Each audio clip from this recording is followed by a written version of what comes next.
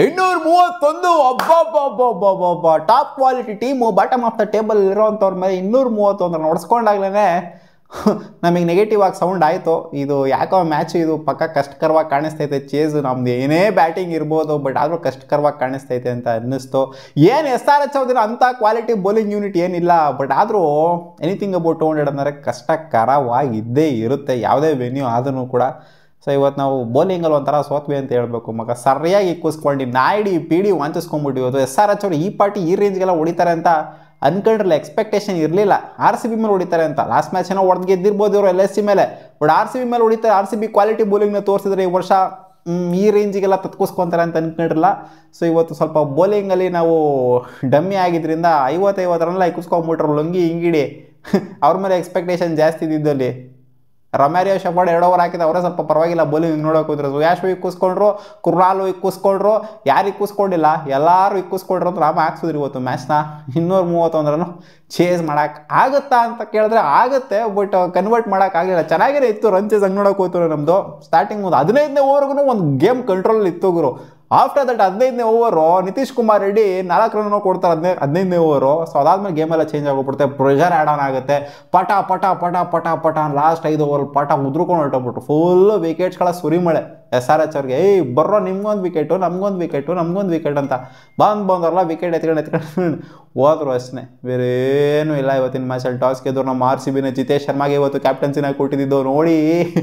ಜಿತೇಶ್ ಶರ್ಮಾ ಇವತ್ತು ಕ್ಯಾಪ್ಟನ್ಸಿ ನಿಭಾಯಿಸ್ಬಿಟ್ಟು ಮೊದಲನೇ match debut ಮ್ಯಾಚಲ್ಲೇ ಸೋಲ್ಸ್ಬಿಟ್ರಲ್ಲ ಗುರು ಟೀಮ್ನ. ಅವ್ರೇನು ಮಾಡ್ತಾರೆ ಗುರು, ಎಲ್ಲರೂ ಟೀಮ್ ಎಫರ್ಟ್ ಚೆನ್ನಾಗಿ ಆಡಬೇಕಾಗಿದೆ. ಎಲ್ಲರೂ ಟೀಮ್ ನೆಟ್ಟಿಗೆ ಆಡಿಲ್ಲ ಅಲ್ಲಿ ಕಂಪ್ಲೀಟಾಗಿ. ಒಬ್ಬರೇ ನಿಲ್ಸ್ಕೊಂಡು ಗೆಲ್ಸೋಕ್ಕಾಗತ್ತಾ ಎಷ್ಟೊಂದು ದೊಡ್ಡ ಸ್ಕೋರ್ನ? ಏನೋ ಬಿಡಿ, ಅವ್ರು ಕ್ಯಾಪ್ಟನ್ ಆಗಿದ್ದಕ್ಕೆ ಇವತ್ತು ಸೋಲ್ತು. ರಜತ್ ಪತಿದಾರ್ಗೆ ಇದು ಕೌಂಟ್ ಆಗೋದಿಲ್ಲ, ಯಾಕಂದರೆ ಅವ್ರು ಕ್ಯಾಪ್ಟನ್ಸಿ ನಿಭಾಯಿಸಿಲ್ಲ ಈ ಮ್ಯಾಚಲ್ಲಿ. ಬ್ಯಾಟಿಂಗ್ ಆಡೋದಕ್ಕೆ ಅಂತ ಬಂದು ರಜತ್ ಪತಿದಾರ್ ಅವರು ಅವ್ರಿಗೇನೋ ಇನ್ನೂ ನಿಗಲ್ಲು ಜಾಸ್ತಿನೇ ಇದೆ ಅಂತ ಕಾಣಿಸ್ತದೆ. ಒಟ್ಟಿನಲ್ಲಿ ಬ್ಯಾಟಿಂಗ್ ಆಡೋದಕ್ಕೆ ಮಾತ್ರ ಕಂಫರ್ಟಬಲ್ ಆಗಿ ಕಾಣಿಸ್ತಾ ಇದ್ದಾರೆ. ಇದೇನಾದ್ರು ಕಂಟಿನ್ಯೂ ಆಯಿತು ಅಂತಂದರೆ, ಪ್ಲೇ ಆಫ್ಸ್ಗೇನಾದ್ರು ಕಂಟಿನ್ಯೂ ಆಯಿತು ಅಂದರೆ ಸ್ವಲ್ಪ ಕಷ್ಟ ಅನುಭವಿಸ್ಬೋದು RCB. ಎಕ್ಸ್ಪೆಕ್ಟೇಷನ್ ಇವತ್ತು ವಿಪರೀತವಾಗಿತ್ತು ಇವತ್ತು RCB ಗೆಲ್ತಾರೆ ಅಂತ. ನೋಡಿ ಹೆಂಗಾಗಿದೆ ಅಂತ. ಟಾಪ್ ಆಫ್ ದ ಟೇಬಲ್ ಅವರು ಬಾಟಮ್ ಆಫ್ ದ ಟೇಬಲ್ಗೆ ಬಾಟಮ್ ಆಫ್ ದ ಟೇಬಲ್ ಇರೋರು ಟಾಪ್ ಆಫ್ ದ ಟೇಬಲ್ ಇರೋರು ಹೊಡಿತಾವ್ರೆ. ಏನು ಗುರು ಇದು ಕತೆ ಹಿಂಗಾಗಿ ಹೋಗ್ಬಿಟ್ಟೈತೆ. GT ನೋಡ್ರೆ ಸೋತರು, ಈ ಕಡೆ ನಾವು ನೋಡ್ರೆ ಸೋಲ್ತಿದ್ದೀವಿ. ಇವತ್ತು ಗೆದ್ದಿತ್ತು ಅಂದರೆ ಆರಾಮಾಗಿ ಸೆಟ್ಲ್ ಆಗ್ಬೋದಾಗಿತ್ತು ಗುರು. ಮೇಲ್ಗಡೆ ಹೋಗ್ಬಿಟ್ಟು ಒಂದು ರೇಂಜಿಗೆ ಬಹುತೇಕ ಖಚಿತ ಆಗೋಗ್ಬಿಟ್ರದು. ಇವಾಗ ಮುಂಬೈ ಇಂಡಿಯನ್ಸು ಅವನ ಅಜ್ಜಿ ಪಂಜಾಬ್ ಕಿಂಗ್ಸು ಅವ್ನ ಅಕ್ಕನ ಹೋಗ್ಬೇಕು ಮೇಲ್ಗಡೆ ಹೋಗ್ಬೋದು ಗುರು. ನಾವಿಬ್ಬರು ಮೇಲ್ಗಡೆ ಹೋಗ್ಬಿಡೋಣ, ಅವ್ರಿಗೂ ಕೆಳಗಡೆ ತಳ್ಬಿಡೋಣ ಅನ್ನೋ ಥರ ನೋಡ್ತಾ ಇರ್ತಾರೆ ಮಗ. ಅಪ್ಕಮಿಂಗ್ ಮ್ಯಾಚ್ ಏನಿದೆ ಅದ್ರಲ್ಲಿ ಮುಂಬೈ ಪಂಜಾಬ್ ಅವರು ಗೆಲ್ತು ಅಂದರೆ ಅವ್ರು ಮೇಲ್ಗಡೆ ಹೋಗ್ಬಿಡ್ತಾರೆ, ನಾವು ಕೆಳಗಡೆ ಬಂದ್ಬಿಡ್ತೀವಿ. ನಾವು ಎಲಿಮಿನೇಟರ್ ಆಡಬೇಕಾಗುತ್ತೆ. ಆ್ಯಂಡ್ ಗೊತ್ತಿರೋದೆ ನಿಮಗೆ, ಎಲಿಮಿನೇಟ್ರು RCB ಆಡ್ತು ಅಂದರೆ ಉಳ್ಕೊಂಡು ಬರ್ತಾ ಇರೋದೇನಂತ. ಯಾಕಂದರೆ ಸಿಕ್ಕಾಪಟ್ಟೆ ಸಲ ರೀಸೆಂಟಾಗೆ ಆಡಿರೋಂಥ ಎಲಿಮಿನೇಟರ್ಲ್ಲ ನಮ್ಮ ಹಾಕೊಂಡು ಬಂದಿರೋದೇ ನಾವು ಮಕ ಮುರ್ಚ್ಕೊಂಡು. ಸೊ ಆದಷ್ಟು ನೆಕ್ಸ್ಟ್ ಮ್ಯಾಚ್ ಏನಿದೆ ಗೆಲ್ಲೋದಕ್ಕೆ ನೋಡಬೇಕು. ಇವತ್ತಿನ ಒಂದು ಮ್ಯಾಚ್ನ ಕೆಟ್ಟ ಕನಸು ಅನ್ನೋದನ್ನ ಮರೆತುಬಿಟ್ಟು ಇದನ್ನ ಜಾಸ್ತಿ ತಲೆಗೆ ಹಾಕೋಕ್ಕೆ ಹೋಗ್ಬಾರ್ದು ನೆಕ್ಸ್ಟ್ ಮ್ಯಾಚಿಗೆ. ಅಷ್ಟೇ ಒಂದು ಕೆಟ್ಟ ಕನಸು ಅನ್ನೋದು ಬಿಟ್ಬಿಟ್ಟು ಅದೇ ಸ್ಟೇಡಿಯಮಲ್ಲಿ ಐತೆ ಗುರು ಮ್ಯಾಚು. ನೆಕ್ಸ್ಟ್ ಮ್ಯಾಚ್ LSC ಮೇಲೆ ಇವನಜ್ಜಿ ಏನು ಮಾಡ್ತಾರೋ ಗೊತ್ತಾಗ್ತಿಲ್ಲ ನನಗೆ. ಒಂಥರ ಭಯ ಆಯ್ತೈತೆ ಮಗ ಎಲಿಮಿನೇಟರ್ ನೆನ್ಸ್ಕೊಂಡ್ರೆ RCBದು. ಸೊ ಓಕೆ, ಇವತ್ತಿನ ಮ್ಯಾಚು RCB ಟಾಸ್ ಗೆಲ್ತಾರೆ, ಬೌಲಿಂಗ್ ಮಾಡ್ತೀವಿ ಅಂತ ಹೇಳ್ತಾರೆ. ಯಾಕಂದರೆ ಹೋಮ್ ಮ್ಯಾಚು ನಾವು ಟಾಸೇ ಗೆಲ್ತಾ ಇರಲಿಲ್ಲ. ಹೋಮ್ ಮ್ಯಾಚು ಅಪರೂಪಕ್ಕೆ ಟಾಸ್ನಾಗ ಬೇರೆ ಗೆದ್ವಿ ನಾವು. ಹೋಮ್ ಅಂತ ಅಂದರೆ ಅದು ಹೋಮ್ ನಮಗೆ ಇವಾಗ LSC ಹೋಮ್ ಅಂದರೆ ಲಕ್ನೋ ಹೋಮು. ಸೊ ಈ ಟಾಸ್ನಾಗ ಗೆದ್ದು ಬೌಲಿಂಗ್ ಆಯ್ಕೆ ಮಾಡ್ಕೊಂತ ಇದ್ದಂಗೆ ಈ ಕಡೆಯಿಂದ SRH ಅವರು ಓಪನರ್ಸ್ ಬಂದ್ಬಿಟ್ಟು ಒಂದು ಪರವಾಗಿಲ್ಲ ಒಂದು ಡಿಸೆಂಟ್ ಕಾಂಟ್ರಿಬ್ಯೂಷನ್ ಕೊಡು. ಟ್ರಾವಸ್ ಹೆಡ್ ಜೊತೆಗೆ ಅಭಿಷೇಕ್ ಶರ್ಮಾ ಅಂತ ಅವನ ಅಜ್ಜಿ ಎಷ್ಟು ಗುರು 4 ಓವರ್ಗೆ ಅವನ ಅಜ್ಜಿ 3:30 ಓವರ್ಗೆ 50 ರನ್ ಹೊರಟೋಗ್ಬಿಟ್ಟಿದ್ರು. ಹಂಗೆ ನಾಯ್ಡಿ PD ಚೆಸ್ತಾರೆ. ಅಭಿಷೇಕ್ ಶರ್ಮಾ ಫುಲ್ ಅವನ ಅಜ್ಜಿ ಹೆವಿ ತೊಗೊಂಡು ಹೋಗ್ತಾ ಇದ್ರು. ಒಂಥರ ಫ್ಲಿಕ್ ಶಾಟ್ ಹೊಡಿದಕ್ಕೆ ಹೋಗ್ಬಿಟ್ಟು ಫಿಲ್ ಸಾಲ್ಟ್ ಅವರು ಅಲ್ಲಿ ಬೋರ್ನಲ್ಲಿ ಕ್ಯಾಚ್ನ ಹಿಡ್ಕೊಂಡ್ರು, ಎಳೆದು ಪುಲ್ ಮಾಡೋದಕ್ಕೆ ಅಂತ ಹೋಗಿದ್ರು. ಸೊ ಈ ಕಡೆಯಿಂದ ಟ್ರಾವೆಸ್ ಹೆಡ್ನು ಕೂಡ ಭುವನೇಶ್ವರ್ ಕುಮಾರ್ಗೆ ಔಟ್ ಆಗಿದ್ದು. So back to back wickets ಬಿತ್ತು ಆ್ಯಕ್ಚುಲಿ. 3.5 ಓವರ್ಗೂ ಒಂದು ವಿಕೆಟು, ಆಮೇಲೆ 4.3 ಓವರ್ಗೆ ಒಂದು ವಿಕೆಟು. ಪಟ್ನಾಗಿ 2 ವಿಕೆಟು ಬೀಳ್ತಾ ಇದ್ದಂಗೆ ಇಶಾನ್ ಕಿಶಾನು ನೋಡಿ. ಇಶಾನ್ ಕಿಶಾನ್ದು ಇದೊಂಥರ ಸಿಗ್ನೇಚರು ಅವ್ರದ್ದು. ಫಸ್ಟ್ 2 ಮ್ಯಾಚ್ ಆಡ್ತಾರೆ, ಲಾಸ್ಟ್ 2 ಮ್ಯಾಚ್ ಆಡ್ತಾರೆ, ಮಧ್ಯದೆಲ್ಲ ಖಾಲಿ ಪಲಾವ್. ಹೇಳಿದೆ ತಾನೆ, ಲಾಸ್ಟ್ ಮ್ಯಾಚು ಮಸ್ತಾಗಿ ಆಡಿದ್ರು, ಈ ಮ್ಯಾಚು ಕೂಡ ಆಡ್ಬೋದು ಅನ್ನೋ ಹತ್ರ ಹೇಳಿದೆ. ಈ ಮ್ಯಾಚನ್ನು ಕೂಡ ಮಸ್ತಾಗಿ ಆಡಿದ್ರು. ಫಸ್ಟ್ ಒಂದು ಮ್ಯಾಚ್ ಮಸ್ತಾಗಿ ಆಡಿದ್ರು, ಸೆಂಚುರಿ ಹೊಡೆದಿರಲ್ಲ. ಸೊ ಇವ್ರದ್ದು ಇದೇ ಪ್ಯಾಟರ್ನು, ಇದು ಒಂದು ಸೀಸನ್ ಅಲ್ಲ. ಮುಂಬೈ ಇಂಡಿಯನ್ಸ್ ಇದ್ದಾಗಲೂ ಕೂಡ ಇದೇ ಪ್ಯಾಟರ್ನ್ ಇರೋದು. ಫಸ್ಟ್ 1-2 ಮ್ಯಾಚ್ ಚೆನ್ನಾಗಿ ಆಡೋದು, ಲಾಸ್ಟ್ 1-2 ಮ್ಯಾಚ್ ಚೆನ್ನಾಗಿ ಆಡೋದು, ಮಧ್ಯದಲ್ಲಿ ಫುಲ್ಲು ಖಾಲಿ ಪಲಾವ್ ಮಾಡೋದು. ಸೊ ಓಕೆ, ಇವತ್ತು ಮಸ್ತಾಗಿ ಆಡಿದ್ದಾರೆ ಇವರು. 90+ ರನ್ಸು, ಅವ್ರದ್ದೇ ಮೈನ್ ಚಂಕ್ ಆಫ್ ರನ್ಸು. ಲಾಸ್ಟ್ವರೆಗೂ ಔಟ್ ಆಗ್ದಂಗೆ ನಿಂತ್ಕೊಂಡು ಅಲಚ್ಚಾಗ ಕಾಂಟ್ರಿಬ್ಯೂಟ್ ಮಾಡಿರುವಂಥದ್ದು. ಲಾಸ್ಟ್ ಒಂದು 24 ರನ್ನು ಕೃಣಾಲ್ ಪಾಂಡ್ಯ ಸುಯಾಶ್ಗೆ ಔಟ್ ಆಯಿತು ಅಂತಂದರೆ ಸುಯಾಶ್ ಲಾಂಗಲ್ಲಿ ಕ್ಯಾಚ್ ಹಿಡ್ಕೊಂಡ್ರು ಕ್ಲಾಸಿನವ್ರದ್ದು. ಈ ಕಡೆಯಿಂದ ಕೃಣಾಲ್ ಪಾಂಡ್ಯ ಅವರು ಅನಿಕೇತ್ ಅವರ ವಿಕೆಟ್ನ ಎತ್ತಿದ್ದು. ಅವರು ಸರಿಯಾಗಿ ಒಂದು 3 6ನ ಇಟ್ಟರು. ಬಂದಿದ್ದ ತಕ್ಷಣವೇ ಸ್ಟ್ರೈಕ್ ರೇಟ್ ಒಳ್ಳೆ ಸ್ಟ್ರೈಕ್ ರೇಟಲ್ಲಿ ಆಡ್ತಿದ್ರು.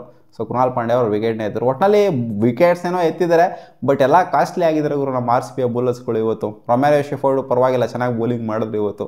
ವಿಕೆಟ್ಸ್ನು ಕೂಡ ಎತ್ತಿದ್ರು. ಹಂಗೇನೆ 2 ಓವರ್ ಬಾಲಿಂಗ್ ಮಾಡಿಬಿಟ್ಟು 2 ವಿಕೆಟ್ನ ಬೇರೆ ಎತ್ತಿದ್ದಾರೆ. ಸೊ ಅವ್ರದ್ದೇ ಒಂಥರ ಎಕನಾಮಿಕಲಿನೂ ಬೆಸ್ಟು, ವಿಕೆಟ್ ವೈಸ್ನೂ ಕೂಡ ಬೆಸ್ಟು. ಸೊ ಆಲ್ ಓವರ್ ನೋಡ್ತಾ ಅಂದರೆ ಲಾಸ್ಟಲ್ಲಂತೂ ತಿಂದರು 8ಗಳನ್ನ ಸರಿಯಾಗಿ.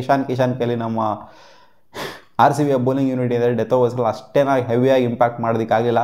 ಜಾಶ್ ಹೇಜಲ್ವುಡ್ ಇದ್ದಾಗ ಮಾಡ್ತಿದ್ದಂಥ ಇಂಪ್ಯಾಕ್ಟ್ ಏನಿದೆ RCB ಡೆತ್ ಓವರ್ಸಲ್ಲಿ ಮಾಡೋದಕ್ಕಾಗಲಿಲ್ಲ. ಅದು ವಿಫಲರಾದರೂ ರನ್ಸ್ಗಳ ಹೆವಿ ಬಂತು ಡೆತ್ ಓವರ್ಸ್. ಅದರಿಂದನೇ 230+ ಕ್ಲಾಕ್ ಆಗಿದ್ದು. ಎಲ್ಲರೂ ಕೂಡ ಬಂದವರೆಲ್ಲ ಚಿಕ್ಕ ಕಾಂಟ್ರಿಬ್ಯೂಷನ್, ಪ್ಯಾಟ್ ಕಮಿನ್ಸ್ ಅವರು ಇವರೆಲ್ಲ ಬಂದು ಚಿಕ್ಕ ಕಾಂಟ್ರಿಬ್ಯೂಷನ್ ಕೊಟ್ಬಿಟ್ಟು 230 ಕೊಡ್ತಾ ಇದ್ದಂಗೆ ಇದೊಂದು ಹ್ಯೂಜ್ ಮೊತ್ತ ಆಗಿರೋ ಸ್ಟಾರ್ಟಿಂಗಿಂದನೇ ಅಟ್ಯಾಕ್ ಮಾಡಬೇಕು ಅಂತ ಗೊತ್ತಾಗೋಗ್ಬಿಟ್ಟಿತ್ತು. ಬೆಂಕಿ ಓಪನಿಂಗ್ ಪಾರ್ಟ್ನರ್ಶಿಪ್ ಮಗ ನಮ್ಮ ಫಿಲ್ ಸಾಲ್ಟ್ ಜೊತೆಗೆ ವಿರಾಟ್ ಕೊಹ್ಲಿ ಅವ್ರದ್ದು ಬ್ಲಾಸ್ಟ್ ಕೊಡ್ತಾರೆ. ವಿರಾಟ್ ಕೊಹ್ಲಿ ಇನಿಷಿಯೇಟ್ ಮಾಡಿದ್ದು, ಫಿಲ್ ಸಾಲ್ಟ್ ಅಲ್ಲ ಈ ಸಲ ಇನಿಷಿಯೇಟ್ ಮಾಡಿದ್ದು. ಫಿಲ್ ಸಾಲ್ಟ್ ತಡದಾಡ್ತಾ ಇದ್ರು ನಜ್ಜಿ, ಹಂಗೆ ಸ್ಟ್ರಗಲ್ ಮಾಡ್ತಾ ಇದ್ರು. ಇನ್ಫ್ಯಾಕ್ಟ್ ನೋ ಬಾಲ್ ಬೇರೆ ಆಯಿತು, ಒಂದು ಔಟ್ ಆಗೋಗ್ಬಿಟ್ಟಿದ್ರು. ನೋ ಬಾಲ್ ಬೇರೆ ಆಯಿತು ಪಟೇಲ್ ಅವರ ಬೌಲಿಂಗಲ್ಲಿ. ಆಮೇಲೆ ಫ್ರೀಟಲ್ಲೂ ಕೂಡ ಔಟ್ ಆಯಿತು. ಸೊ ಸ್ಟ್ರಗಲ್ ಮಾಡ್ತಿದ್ರು ಫಿಲ್ ಸಾಲ್ಟ್ ಅವರು. ಆಮೇಲೆ ವಿರಾಟ್ ಕೊಹ್ಲಿ ಸ್ವಲ್ಪ ಆಕ್ಸಿಡೆಂಟ್ ಜಾಸ್ತಿ ಕೊಡ್ತಾ ಇದ್ದಂಗೆ ಈ ಕಡೆಯಿಂದ ಸ್ವಲ್ಪ ಒಂದು 15 ಬಾಲ್ ಆಡಾದ್ಮೇಲೆ ಪಂಪಿಗೆ ಬಂದರು ಫಿಲ್ ಸಾಲ್ಟ್ ಅವರು. ವಿರಾಟ್ ಕೊಹ್ಲಿ ಎಷ್ಟು ಗುರು 72 ರನ್ ಬಂದಿತ್ತು ಪೋಪ್ಲೇ. ನೋ ಲಾಸು ನಮ್ಮದು. ಅವರಾದ್ರೆ ವಿಕೆಟ್ಸ್ 2 ವಿಕೆಟ್ ಕಳ್ಕೊಂಡಿದ್ರು. ಅವರು ಕೂಡ ಸೇಮೆ ಹೊಡೆದಿದ್ರು, ಆಲ್ಮೋಸ್ಟ್ ಒಂದು 70 ರನ್ ಹೊಡೆದಿದ್ರು. ಬಟ್ 2 ವಿಕೆಟ್ನ ಕಳ್ಕೊಂಡಿದ್ರು. ನಾವೇ ಫಾರ್ವರ್ಡ್ ಇದ್ವಿ, ಆಲ್ಮೋಸ್ಟ್ 10 ಓವರ್ಗೂ ಕೂಡ ನಾವೇ ಮುಂದೆಗಡೆ ಇದ್ವಿ, ಸಿಕ್ಕಾಪಟ್ಟೆ ಮುಂದೆಗಡೆ ಇದ್ವಿ ನಾವು.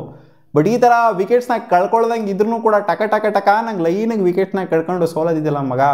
1 brings 2, 2 brings 3 ಆ ಥರನೇ ವಿಕೆಟ್ ಕಳ್ಕೊಂಡಿದ್ದೀವಿ ಇವತ್ತು. ಪಟ ಅಂತ ಓಪನಿಂಗ್ ಪಾರ್ಟ್ನರ್ಶಿಪ್ ಅಂಥ ಪಾರ್ಟ್ನರ್ಶಿಪ್ ಬಂದಿತ್ತು ನಮ್ಮ RCBಗೆ. 72 ರನ್ ಪವರ್ ಪ್ಲೇಯಲ್ಲಿ, ಅದಾದ್ಮೇಲೆ ಉದುರಿದಂಥ ವಿಕೆಟ್ಗಳಲ್ಲಿ ವಿರಾಟ್ ಕೊಹ್ಲಿ ಕಟ್ಟೊಡೆಯಕ್ಕೆ ಹೋಗ್ಬಿಟ್ಟು ಅಷ್ಟು ಬೇಗ ಔಟ್ ಆಗ್ತಾ ಇದ್ದಂಗೆ ಈ ಕಡೆಯಿಂದ ಫಿಲ್ ಸಾಲ್ಟು ಅಟ್ಯಾಕಿಂಗ್ ಇನ್ನಿಂಗ್ಸ್ನ ಆಡಿದ್ರು. 50ನ ಕಂಪ್ಲೀಟ್ ಮಾಡಿದ್ರು. ಇನ್ನೇನು ಎಲಿವೇಶನ್ ತೊಗೊಂಡು ಹೋಗಬೇಕು, ಮ್ಯಾಚ್ನ ಫಿನಿಶ್ ಮಾಡಬೇಕು ಅನ್ನೋ ಅಷ್ಟರಲ್ಲೇ ಪಟ್ಟನಂಗೆ ವಿಕೆಟ್ನ ಒಂಥರ ಅಲ್ಲಿಂದ ಫಿಲ್ ಸಾಲ್ಟ್ ಅವರ ವಿರಾಟ್ ಕೊಹ್ಲಿ ವಿಕೆಟ್ ಬಿದ್ದಾಗಲೂ ಕೂಡ ಕಂಟ್ರೋಲಲ್ಲೇ ಇತ್ತು ಗೇಮು. ಮಯಾಂಕ್ ಅಗರ್ವಾಲ್ ಬಂದ್ಬಿಟ್ಟು ಔಟ್ ಆಗ್ತಾರೆ. ಆ ನಿತೀಶ್ ರೆಡ್ಡಿಗೆ ಔಟ್ ಆಗೋರಲ್ಲ, ಹೋಗಿ ಎಡ್ಜ್ ಹೊಡ್ಕೊಂಡು ಚೆನ್ನಾಗೇ ಕಾಣಿಸ್ಕೊಂತ ಇದ್ರು. ನಿತೀಶ್ ರೆಡ್ಡಿಗೆ ಔಟ್ ಆಗಿದ್ರಲ್ಲ. ನಿತೀಶ್ ರೆಡ್ಡಿ ಒಂಥರ ಪ್ರೋ ಬೌಲರ್ ಥರ ಮಾಡಿರೋದು ಇವತ್ತು. ಏನೂ ಆಗ್ತಿಲ್ಲ ನಿತೀಶ್ ರೆಡ್ಡಿಗೆ, ಬಟ್ ನೋಡಿ ಇದೊಂದು ಆಗಿದೆ ಅಷ್ಟೇ ಇವತ್ತು ನಿತೀಶ್ ರೆಡ್ಡಿಗೆ. ಆ್ಯಂಡ್ 15ನೇ ಓವರ್ 4 ರನ್ ಕೊಟ್ಟಿರುವಂಥದ್ದು. ಅಲ್ಲಿಂದನೇ ಪುಲ್ ಬ್ಯಾಕ್ ಆಗೋಗ್ಬಿಡ್ತು. ನಿತೀಶ್ ರೆಡ್ಡಿ ಅವ್ರ ಬೌಲಿಂಗು ಕೂಡ ಇಲ್ಲಿ ಕಾಂಟ್ರಿಬ್ಯೂಟ್ ಮಾಡಿದೆ LSG ಅವರ ವಿನ್ನಲ್ಲಿ. ಮಯಾಂಕ್ ಅಗರ್ವಾಲ್ಗೆ ಅವರು ಔಟ್ ಆಗ್ತಾರೆ. ಮಯಾಂಕ್ ಅಗರ್ವಾಲ್ ಇವ್ರಿಗೆ ಔಟ್ ಆಗ್ತಾರೆ. ಆ್ಯಂಡ್ ಇನ್ನೇನಲ್ಲಿ ಫಿಲ್ ಸಾಲ್ಟು ಎಡ್ಜ್ ಹೊಡ್ಕೊಂಡು, ಅಂದರೆ ಲೀಡಿಂಗ್ ಎಡ್ಜ್ ಹೊಡ್ಕೊಂಡು ಮೇಲ್ಗಡೆ ಹೋಗ್ತಿದ್ದಂಗೆ ಪ್ಯಾಟ್ ಕಮಿನ್ಸ್ ಅವರು ಬೌಲಿಂಗಲ್ಲಿ ಆರಾಮಾಗಿ ಕ್ಯಾಚ್ನ ತೊಗೊತಾ ಇದ್ದಂಗೆ ಈ ಕಡೆಯಿಂದ ಒಂಥರ ಟಕ ನಂಗೆ ಒಂದು ಎಂಡಿಂದ ವಿಕೆಟ್ಸ್ಗಳು ಜಿತೇಶ್ ಬಂದ್ಬಿಟ್ಟು 20+ ಕಾಂಟ್ರಿಬ್ಯೂಟ್ ಮಾಡ್ತಾರೆ. ಮತ್ತೆ ಅವ್ರ ವಿಕೆಟು ಅಲ್ಲಿ ರಜತ್ ಪತಿದಾರ್ ಬಂದ್ಬಿಟ್ಟು ರನ್ಔಟ್ ಆಗ್ತಾರೆ. ಅಲ್ಲಾಗುರು ರಜತ್ ಪತ್ ಏನು ಬೇಕಾಗಿತ್ತು ಆಗುರು. ಇಶಾನ್ ಮಾಲಿಂಗ ನೋಡಿ 3 ವಿಕೆಟ್ ಅಂತ ಅನ್ಕೊಳ್ಳಿ, 2 ವಿಕೆಟ್ ಬೌಲಿಂಗಲ್ಲಿ ಇದ್ದರೆ 1 ವಿಕೆಟಲ್ಲಿ ಅವರೇ ಒಂಥರ ಅಲ್ಲಿ ಚೇಂಜ್ ಮಾಡಿದ್ದು. ಪ್ಯಾಟ್ ಕಮಿನ್ಸ್ 3 ವಿಕೆಟ್ ಎತ್ತಿರ್ಬೋದು ಇವತ್ತು, ಬಟ್ ಆದ್ರೂ ಇಶಾನ್ ಮಾಲಿಂಗ 2 ಕ್ರೂಷಿಯಲ್ ವಿಕೆಟ್. ಅಲ್ಲಿ ರೊಮ್ಯಾರಿಯೋ ಶೆಫರ್ಡು ಬಂದು ಫಸ್ಟ್ ಬಾಲ್ ಗಾನ್ ಕೇಸಲ್ಲಿ. ಟಿಮ್ ಡೇವಿಡ್ನು ಏನು ಕಾಂಟ್ರಿಬ್ಯೂಟ್ ಮಾಡಿ 1 ರನ್ ಕಾಂಟ್ರಿಬ್ಯೂಟ್ ಮಾಡಿರೋದು. ಅವರಿಬ್ಬರು ದೈತ್ಯಾಕಾರದ ರಾಕ್ಷಸ ಬ್ಯಾಟರ್ಗಳನ್ನ ಇಬ್ಬರು ಕಟ್ಟಾಕ್ತಂಥ bowler Ishan Malinga. And run out ಕೂಡ ರಜತ್ ಪತಿದಾರ್ದು. 3 ಕ್ರೂಷಿಯಲ್ ವಿಕೆಟ್ಸು ಕ್ವಿಕ್ ಸಕ್ಸೆಷನಲ್ಲಿ ಪಟ ಅನ್ನೋ ಹೋಗ್ತದೆ. ಕೃಣಾಲ್ ಪಾಂಡ್ಯಲ್ಲಿ ಏನು ಗೆಣಸ್ಕೀಳ್ತಾರೆ ಒಬ್ಬರೇ ಅಲ್ಲಿ. ಏನು ಮಾಡೋಕ್ಕಾಗುತ್ತೆ ಮಗ ಪಾಪ. ಟೀಮ್ ಡೇವಿಡು ಪಾಪ ಹಂಗೂ ಕುಂಟ್ಕೊಂಡು ಆಗದಿರೋ ಕೈಯಿಂದ ಆಗದಿರೋ ಕಾಲಿಂದ ಬಂದ್ಬಿಟ್ಟು ಬ್ಯಾಟಿಂಗ್ ಆಡೋಕ್ಕೆ ಬಂದ್ರಲ್ಲ. ಸೊ ಅದನ್ನು ನಾವಿಲ್ಲಿ ಶಬಾಷ್ ಹೇಳಲೇಬೇಕು. ಯಾಕೆ ಅಂತಂದರೆ ಅವ್ರಿಗೆ ಫೀಲ್ಡಿಂಗ್ ಮಾಡ್ಬೇಕಾದ್ರೆ ಏನೋ ಸ್ವಲ್ಪ ಆಗಿತ್ತು, ಆದ್ರೂ ಕೂಡ ಬ್ಯಾಟಿಂಗ್ ಆಡೋದಕ್ಕೆ ಅಂತ ಬಂದು ದಿಲ್ ತೋರಿಸ್ಬಿಟ್ಟು ಬಂದ್ರಲ್ಲ. ಅವ್ರು ಕಾಂಟ್ರಿಬ್ಯೂಟ್ ಮಾಡೋದೇ ಇರ್ಬೋದು ಇವತ್ತು, ಬಟ್ ಆದರೂ ಬಂದ್ರಲ್ಲ ಬ್ಯಾಟಿಂಗ್ ಆಡೋದಕ್ಕೆ. ಅದನ್ನಂತೂ ಮೆಚ್ಕೊಂಡು, ನಾನು ಬರೋದೇ ಇಲ್ಲ ಅಂತ ಅನ್ಕೊಂಡಿದ್ದೆ ಅವ್ರಿಗಾಗಿದ್ದು ಹೋಗಿದ್ದು ಬಟ್ ಬಂದ್ರಲ್ಲ, ಅದನ್ನಂತೂ ಮೆಚ್ಕೊಳ್ಳೇಬೇಕು ಮಗ. ಬಟ್ ಇವತ್ತು ಸೋತಿದ್ದೀವಿ, ಸತ್ತಿಲ್ಲ, ವಾಪಸ್ ಕಮ್ ಬ್ಯಾಕ್ ಮಾಡ್ತೀವಿ, ರಿಕವರ್ ಆಗಲೇಬೇಕು. ಸೊ ಇಲ್ಲಿ ಆದಂಥ ಫ್ಲಾಸ್ಗಳೆಲ್ಲ ಮಿಸ್ಟೇಕ್ಸ್ಗಳೆಲ್ಲ ಏನಿದೆ, ಸೊ ಇದನ್ನ ಕರೆಕ್ಟಾಗಿ ರೆಕ್ಟಿಫೈ ಮಾಡ್ಕೊಳ್ಳೇಬೇಕು.